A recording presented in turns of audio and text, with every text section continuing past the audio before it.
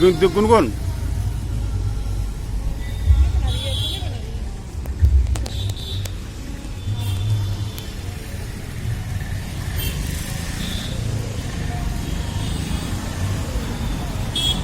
चप्पल सब गाड़ी में रखो, चलो चप्पल गाड़ी में क्या यहीं ले लो, यहीं ले लो पहले, लो लो लो।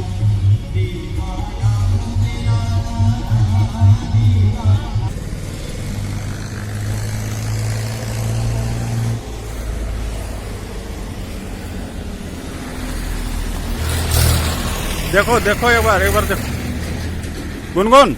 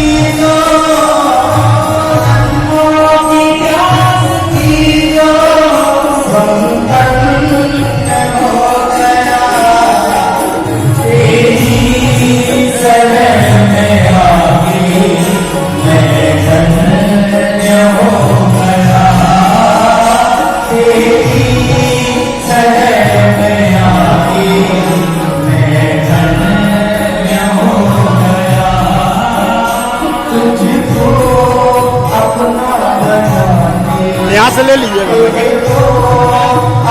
अब ऐसे रखिएगा ना आ जाएगा, ऐसे नहीं रखिएगा ना आ जाएगा।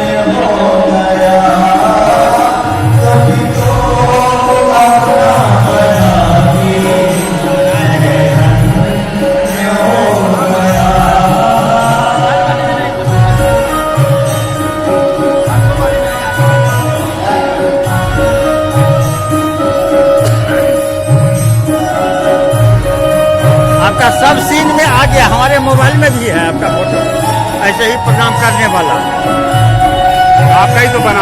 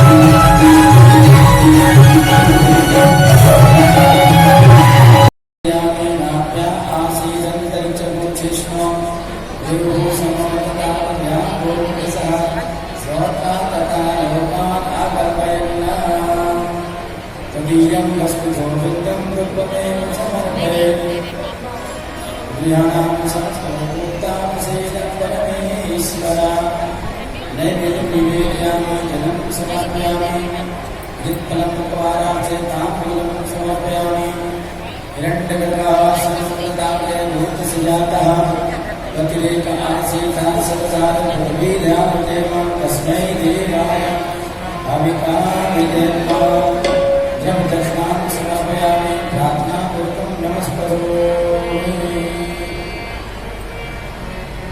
हसितगिरिशमं चात्कर्जनं सिंहपात्रे सूर्यतलवरिशाकाले कनीपत्रमूर्भिः लिखति यद्गृहीत्वा शारदा सर्वकालम् तदपि तौ गुणानां सुतारं नयाते श्री गुरुनाय नमः प्रार्थनापूर्वकं नमस्करोमि नंदी भगवान को विराजमान है इस पक्ष के लेकर के ध्यान करेंगे ओम आसो शिशान भगवान भीमो गणा गण सौ गण चढ़े खड़े मासन स्कंदो नवनिमित वीरः सद्गुण सेना अध्यसा पवित्रः नंदीश्वराय नमः सर्वोपचारार्थे गन्धस्तेहि संपूज्यो गन्धद्वारा पुरादर्शां विपुष्टां करिष्ये ईश्वरभूतानां ताम्योपवये श्रियम्मा गन्धस्ते संपूज्यो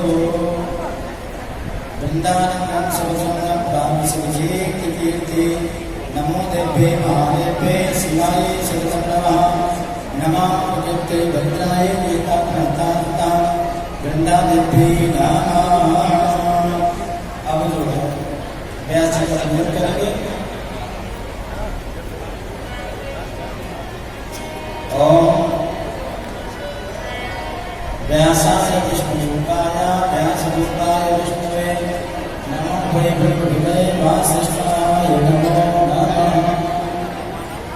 ओम नारायणं नमस्कृत्य नरं चैव नरोत्तमं देवी सरस्वती व्यासं ततो जयमुदीरयेतो व्यासस्वरूपाय नमः। ध्यानं समर्पयामि सर्वोपचारार्थे गन्धस्तेः सम्पूज्यो गन्धद्वारा पुरादर्शां विपुष्टां करिष्ये ईश्वरीं सर्वभूतानां ताम्योपवये श्रियम्मा गन्धस्तेः सम्पूज्यो हिरण्यगर्भः संस्कृताग्रे भूतसजातः पतिरेकः सीता सर्वकालप्रतिभूयामदेवां तस्मै देवाय भाविकाभिदेवतां पितायाः पूजायाः सान्निध्ये दक्षिणां समर्पयामि पुष्पमालां समर्पयामि प्रार्थनापूर्वकं नमस्करोमि कृष्णाय वासुदेवाय हरे परमात्मने प्रणतक्लेशनाशाय गोविन्दाय नमो नमः। सभी लोग खड़े होकर के विद्यापति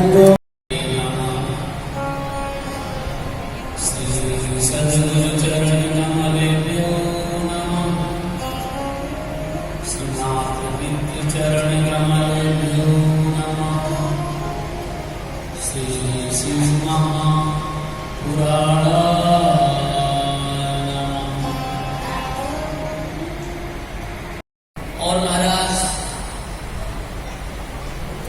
मंत्राचल पर्वत को लेखनी मैंने कलम बना दिया गया है और उसके बाद भगवान की महिमा गाई जाए। महाराज समुद्र की स्याही सूख सकती है, धरती का जो टुकड़ा वो कम पड़ सकता है, लेकिन भगवान की यश कीर्ति जो है ना वो नहीं मिट सकती। इसलिए राम सहित नाम में गुण है। जिस कथा को मेरे राघव नहीं गा पाए, यानी जितनी कथाओं को कहते गए अंत में हाथ जोड़ करके रोजगार स्वामी तुलसी दादा ने कह दिया कि राम न सकहि नाम गुण। ऐसे भगवान के नाम की महिमा गाई गई शास्त्रों में। और महाराज नाम की महिमा का ऐसा विलक्षण उदाहरण देखने को मिलता है कि एक बार एक व्यक्ति जीवन पर्यंत उसने पाप किया, उसका चरित्र भी दूषित था, चित्तवृत्ति भी ठीक नहीं था। और एक दिन अपने प्रेमिका से मिलने के लिए फूलों का गजरा लेकर के चला, तो कहते वहीं पर भगवान शिव का मंदिर था। जैसे शिव का मंदिर था तो महाराज बारिश हुई थी, कीच भरी हुई थी, और जैसे कीच भरी हुई थी तो वो गिर पड़ा। वो गजरा और जितनी भी सामग्री थी वो सब कीचड़ में सब। अब जैसे उसको उठा करके अपने प्रियतमा से मिलने के लिए पहुंचा, उसने उनकी गजरे को सारी चीजों को उठा करके फेंका, तो ये कीच से सने हुए गजरे का ऊपर बना गया। व्यक्ति तो था नहीं, जीवन में कभी भक्ति नहीं करी थी। आज मन में थोड़ा सा महिला अपने क्रोध आया, और जैसे प्रेमिका ने धुतकारा तो वही गजरा, कीच से भरा हुआ गजरा लेकर के, और जो मिष्ठान वगैरह लिया था वही शिव जी का मंदिर था, शिव जी के मंदिर में जा करके बोला, हे भोले ले तू ही खाई। जैसे दूर से था कृपा करने वाले भगवान शिव के शिवलिंग में वो गजरा, वो फूल कीच से सना हुआ बोले बता शिवलिंग में जाकर कुछ दिनों के बाद शरीर पूरा हुआ, भाई खटान आया। भाई इस व्यक्ति की कोई शर्म है क्या, पहले बता दो। यमराज ने धर्मराज से पूछा, धर्मराज ने चित्रकेतु को बुलाया, बोले महाराज ये बहुत बड़ा पापी है, जीवन में इसने कोई ऐसा पुण्य नहीं किया जिसके प्रभाव से इसको कोई भी छूट मिल सके या अच्छी जगह पर भेजा जाए। बोले गौर से देखो, यदि कोई भी एक भी सत्कर्म इसके जीवन में है तो इसको पहले पुण्य का फल दिया। तो कहा कि देखो इसने बेमन से, कीच से सना हुआ फूलों का गजरा जो है बेमन से देखा था शिव जी के ऊपर, यही इसका छोटा सा कर्म दिखाई देगा। धर्मराज ने कहा कि ये बताओ तुम पापों का फल भोगोगे पहले कि पुण्य का फल? उस व्यक्ति ने कहा जीवन में पाप ही पाप तो किए, पहले पुण्य का ही फल मिल गया। तो बोले देखो जितने कदम वो चल करके उस प्रेमिका के घर से शिव मंदिर तक गया है, जितने कदम मिल करके गया हो उतने घंटे के लिए इसको देवराज की गद्दी दे दी, क्योंकि शिव की पूजा करेंगे। महाराज 20-25 कदम आगे गया तो 20-25 घंटे के लिए इसको देवराज की बना दिया। अब जैसे महाराज स्वर्ग वैभव में वो व्यक्ति पहुंचा तो जितना धन वैभव था सबको लाभ करके बांटना शुरू हो गया। तिथि आई सावन की, तो सावन की पूर्णिमा को हम लोग क्या मनाते हैं? रक्षा बंधन। भगवान वामन रूप से राजा बलि के द्वार पर चौकीदारी करने लगे, क्योंकि राजा बलि ने कहा था प्रभु आपने तो मुझसे सब कुछ ले लिया, 3 लोग 14 वन सब कुछ तो तुमने मांग लिया, अब मेरे पास में देने के लिए कुछ नहीं। तो राजा बलि ने अपना शरीर नपवा दिया, और जब सब कुछ भगवान ने नापा तब राजा बलि से मेरे वामन भगवान ने कहा राजन तुम कुछ मुझसे वरदान मांगो। राजा बलि ने कहा धन है, पहले मेरी वस्तु छल करके मुझसे पूरी छीन ली, मांग करके सब कुछ छीन लिया, और जब छीन लिया तब कहते मुझसे कुछ मांगो। प्रभु अब मांगने की इच्छा है, क्योंकि जिसने जीवन भर दिया होगा वो क्या मांगेगा किसी से। राजा बलि ने जब कहा तो वामन भगवान ने कहा राजन तुम नहीं मांगते तो मैं तुमको सुतल लोक का राजा बनाता। और सुतल लोक का राजा का मतलब हो गया कि भगवान वामन ने राजा बलि को अमर कर दिया। जैसे हनुमान क्योंकि वहां पर सूर्य की रोशनी नहीं है, वहां पर चंद्रमा का प्रकाश नहीं है उस शीतल लोक में। तो बोले महाराज उस लोक का कार्य कैसे चलता है? बोले सर्पों की मड़ियों के द्वारा वो लोक प्रकाशित है, ऐसा लोक प्रदान किया। और जब सावन की पूर्णिमा आई, लक्ष्मी जी ने देखा कि हमारे प्रीतम तो है ही नहीं वैकुंठ में। और राजा बलि ने कहा था प्रभु जिस रूप में आप मुझसे मांगने आए थे ना, यही 52 अंगुल के रूप धारण करके मेरे शीतल लोक में हर द्वार पर, जिस द्वार से निकले उसी द्वार पर आप यही रूप धारण किए थे। चलने आए थे, चल गए थे वहां। महल में अनेक मकान के कई दरवाजे होते हैं। बामन भगवान ने उतने रूप धारण करके चौकीदारी करना शुरू किया। फंस गए प्रभु, आए थे चलने बामन को, लेकिन स्वयं चले गए। कई दिन बीते, लक्ष्मी जी ने कहा प्रीतम गायब है वैकुंठ से, है कहां? अब खोजें तो भगवान चौकीदारी शीतल लोक में कर रहे हैं, हर द्वार पर डंडा लिए खड़े हैं दरबार में भगवान बामन। जैसे लक्ष्मी जी बहुत विह्वल हुई तो संयोग से नारद जी को देखा। बोले नारद जी इधर आओ बेटा, ये बताओ तुमने प्रभु को कहीं देखा है क्या? नारद जी ने कहा भैया मैंने तो कहीं देखो ना है। लक्ष्मी जी ने कहा नहीं नहीं नहीं नारद, क्योंकि भगवान हमेशा इस बात कहते थे कि अहम भक्त पराधीन, मैं भक्त के अधीन हूं और तुम सबसे श्रेष्ठ भक्त हो भगवान। नारद जी ने कहा मैया मोहे नारद तो कि प्रभु कहाँ है? लक्ष्मी जी ने थोड़ी सी तिरछी चित्त मारी। बोले नारद यदि नहीं बताओगे ना तो तुम्हें श्राप दे देंगे। नारद जी बोले इन माताओं का यही स्वभाव, बताओ पति तुम्हारे, घर तुम्हारा, तुम्हारा प्रीतम कहाँ, हमें क्या पता? जैसे लक्ष्मी जी थोड़ी कुपित हुई तो नारद जी धीरे से बोले मैया लक्ष्मी, मैंने सुना तुम्हारा खर्चा बहुत बढ़ गया। बोले तुम्हारा खर्चा बढ़ गया है? बोले कैसे? बोले खर्चे की पूर्ति करने के लिए भगवान शीतल लोक में जाकर के चौकीदारी कर रहे हैं और रक्षा सूत्र बांधते हुए गरम गरम आंसू टपक पड़े हाथ पर, जैसे राजा बलि के हाथ पर आंसू गिरे। तो राजा बलि ने आंख पर देखा तो लक्ष्मी जी की आंखों से जरा जरा आंसू बह पड़े। राजा बलि ने कहा कि तुम बहन है, भाई कहती है और भाई कहती हो तेरे आंखों में आंसू? लक्ष्मी जी ने कहा भैया कहा बताऊं, ये तो खुशी के आंसू। बोले नहीं नहीं तुम कुछ बात छुपा रही है, सही सही बता तेरे आंखों में आंसू क्यों आए? एने बद्धो बलि राजा, लक्ष्मी जी मांग रही राखी। और धागा में क्या होता? रक्षा सूत्र में राखी में पहले धागा ही होता था, अब तो चाहे जैसे राखियां बना ले, सोने की, चांदी की, हीरे की, लेकिन मूल में यही रक्षा की राखी मानी जाती है। तो एने बद्धो बलि राजा दानवेंद्रो महाबल,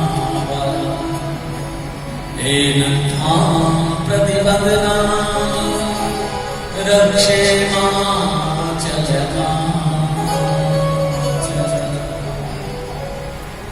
जैसे लक्ष्मी जी ने राजा बलि के हाथ पर धागा बांधा ना, तभी से ये मंत्र सभी के जितने जजमान के हाथ में ये रक्षा सूत्र बांधा जाता है ना, तभी से ब्राह्मण लोग ये मंत्र पढ़ते हैं। इस मंत्र को तो देवता लोग जपते हैं, देवताओं का नाम हम जपते हैं, गायत्री मंत्र को देवता 24 शब्द से गायत्री मंत्र बना है। मंत्र को मिलाया जाता है, जैसे एक चरण गायत्री मंत्र का, फिर एक चरण महामृत्युंजय का, फिर एक चरण गायत्री मंत्र का, फिर एक चरण महामृत्युंजय का।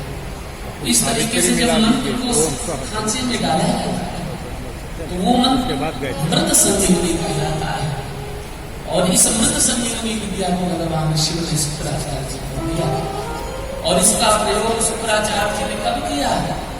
जब देवासुर संग्राम में दैत्यों के साथ छल हुआ और भगवान धन्वंतरी रूप से अमृत लेकर के प्रकट हुए और मोहनी रूप से भगवान ने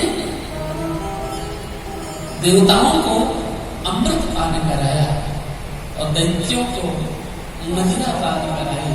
तो देवता लोग सब तंदुरुस्त हो गए अमृत पी करके और उसी क्षण उन्होंने आक्रमण कर दिया दैत्यों पर।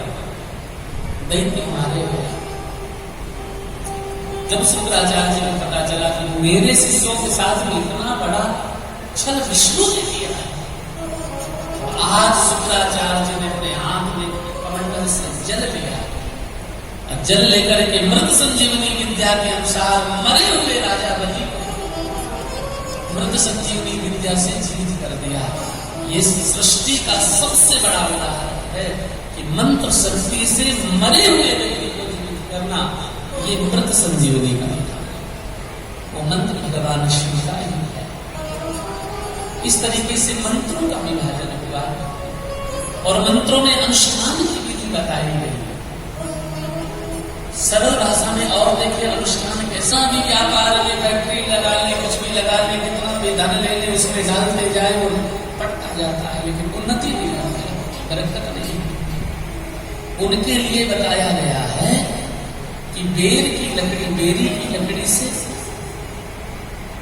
संविधा बना करके और शहद, पान के पत्ते और कमल गट्टा और लाल चंदन लेकर के यदि नारायण कवच के मंत्रों से हवन कराया है और तंत्रोक्त देवी सूत्र के अनुसार स्त्री सूत्र को हम लोग मंत्रों से यदि अभिव्यक्ति करते हैं तो वो अनुष्ठान कभी निष्फल नहीं होता।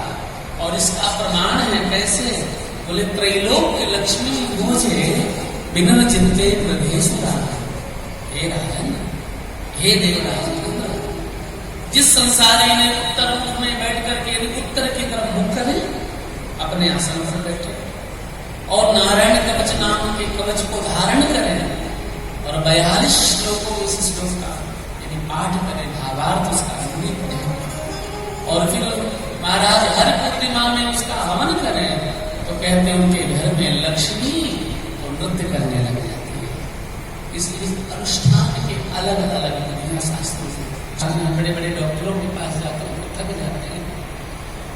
उन परिवारों के बीच में उन लोगों के लिए प्रयोग जो है ना, वो उस बालक के निमित्त दक्षिणवर्ती संग लावे, उसमें जल भरे, जल भरने के बाद उस जल को बालक को पिलावे, उस जल को, उस पानी को बालक को पिलावे। तो कहते हैं कि जैसे इस पर से काम कपोले, जैसे भगवान, इसका प्रमाण है कि देखो जब ध्रुव जी ने भगवान की साधना करी तो बालक ही तो थे ध्रुव। 5 वर्ष 6 महीने के ध्रुव किसी विद्यालय में गए और जैसे भगवान प्रकट हरि रूप से तो ओंठ फड़फड़ा गए, कुछ बोले तो बोले क्या, अभी का से क्या था कि वर्णमाला भी नहीं। गुरुदेव ने हमें दिया 12 अक्षर का मंत्र, लेकिन स्तुति करने का, स्तुति कैसे की जाए ये भी हमें नहीं पता था। भगवान ने सोचा कि मेरा भक्त कुछ कहना चाहता है और जैसे सशंक चक्रम सकजी टिकुंडलम, भगवान शंख को इस पर से बाम कपोले, बाएं कपोल पर जैसे भगवान कंबुना माने शंख को स्पर्श कराते हैं ना, तो ऐसी सरस्वती फूटी ध्रुव जी के मुख से कि ऐसी स्तुति करी कि महाराज जो बालक पढ़ने नहीं गया, वेदों में जो मंत्र लिखे हैं ना, 12 श्लोकों में भगवान हरि की स्तुति। ये अनुष्ठान का भाव है।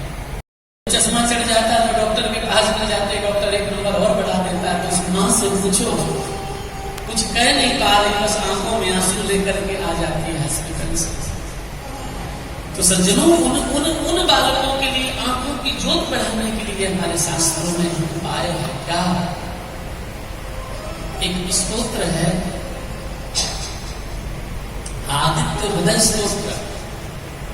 उसी आदित्य हृदय स्तोत्र को जब 5 रुपए की पुस्तक लेकर के आओगे तो उसी स्तोत्र के मध्य में एक स्तोत्र मिलेगा, सूर्य चक्षु स्तोत्र, जिसमें 12 श्लोकों में सूर्य के 12 नामों का वर्णन है। जो लोग सूर्य चक्षु स्तोत्र से जल देते हैं सूरज वाले, या केवल कान से उस स्तोत्र को सुन लेते हैं, तो कहते हैं कि धीरे धीरे करके आंखों की रोशनी बढ़ जाती है। बिल्कुल प्रत्यक्ष प्रमाण है, नहीं तो आप करके दिखाइए बच्चों को। सूर्य ही एक ऐसा देवता है जिसके प्रकट होते ही पूरे सृष्टि का कार्यभार आरंभ हो जाता है।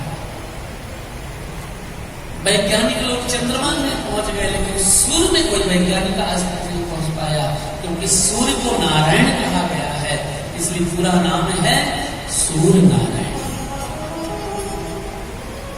भुवन भास्कर कहा गया है। भुवन माने संसार के को ज्ञान। कारण ये था कि जब पूज्यपाद गोस्वामी तुलसी बाबा ने रामचरितमानस लिख करके तैयार किया, और काशी में ही रामचरितमानस पर मोहर लगी सत्यम शिवम सुंदर। भगवान शिव ने ही रामचरितमानस को प्रमाणित करके दिया कि संसार जगत में जो रामचरितमानस के ग्रंथ है ना, इस ग्रंथ को हम प्रमाणिकता के रूप में कहते हैं कि इस ग्रंथ को सुनने से, इस ग्रंथ को पढ़ने से सत्यम शिवम सुंदरम, सत्य है, शिव है, सुंदर है, और इतना कह करके भोले बाबा ने मुहर लगा। ये सब रामचरितमानस सत्य है। लेकिन गोस्वामी तुलसी बाबा हनुमान जी को अपना गुरु मानते हैं। हनुमान जी के कारण राम जी का दर्शन हुआ। जैसे तुलसी बाबा को हनुमान जी कैसे मिले? वही चित्रकूट के पास में राजापुर नाम का नगर है, वहां से जमुना जी बह रहे थे, और तुलसी बाबा रोज जाते लोटा में जल लेकर के सोच लिया करते। बमूल का पेड़ का जो पानी बचता उसी पेड़ में डाल देते। कहते हैं कि 40 दिन 41 दिन तक यदि ऐसा कुछ किया जाए तो जंगल में कुछ वृक्ष हैं जिनमें प्रेत वास करते हैं। जैसे 40 दिन हुए तो विकराल प्रेत तुलसी बाबा के सामने खड़ा। अरे भाई, तुमने रोज मुझे पानी पिलाया, कुछ मुझसे मांगो। तुलसी बाबा को बड़े बड़े दांत देख करके, विकराल रूप देख करके दौड़ा गए। तुलसीदास जी ने कहा कि हे प्रेतात्मा, मुझे डर लग रहा है तुमसे, लेकिन यदि तुम प्रसन्न हो तो मुझे ये बताओ कि मुझे राम जी के दर्शन कैसे हो? प्रेत बोला ये मेरी सामर्थ्य नहीं है, लेकिन मैं तुमको एक बात जरूर बताता हूँ कि जिस गांव में तुम रहते हो, थोड़ा दूर जाकर के जाना, हर दिन वहां रामचरितमानस का पाठ होता है। जो सबसे बूढ़े, सबसे दुर्बल, जिनके शरीर में कुष्ठ रोग है, कमर ओढ़ करके आते, सबसे पहले आते हैं और सबसे बाद में जाते हैं। उनके तुम चरण पकड़ लोगे तो तुमको भगवान दर्शन का रास्ता मिलेगा। वही हनुमान, और वो हनुमान जी ही हैं जो आते हैं सबसे पहले और सबसे बाद में जाते हैं। जैसे आज हमारा यही गोविंदपुर में जो हनुमान जी का मंदिर है, आज दोपहर में गए थे, ऐसे हनुमान जी विराजमान है। और ये भी हनुमंत लाल जी काशी से चल करके आए हैं। साक्षात भगवान श्री 11वें रुद्र के रूप में रुद्रावतार से हनुमंत लाल जी विराजमान है। भगवान शिव नर्मदेश्वर के रूप में यहाँ पर विराजमान है। ऐसा मंदिर है यहाँ पर हनुमान जी का, और ये संतों की प्रेरणा से ही ऐसा संभव हो सका।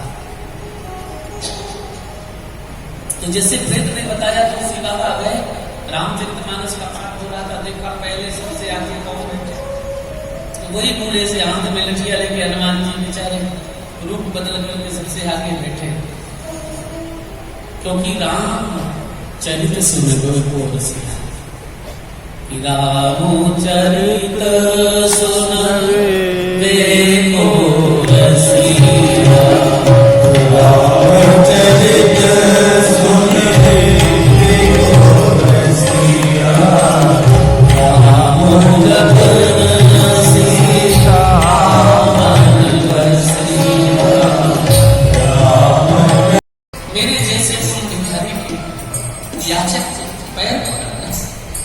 गोस्वामी तुलसी जी ने कहा कि प्रभु मैं सब समझ गया, हनुमान जी हैं।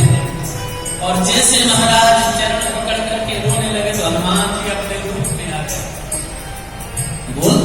तुझे क्या चाहिए? प्रभु मुझे राम जी के दर्शन की इच्छा है। अच्छा ठीक है, तुम चलो चित्रकूट।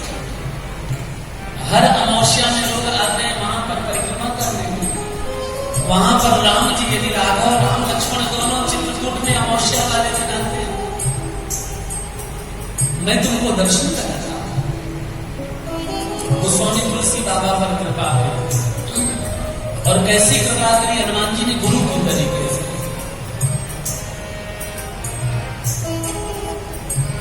जय जय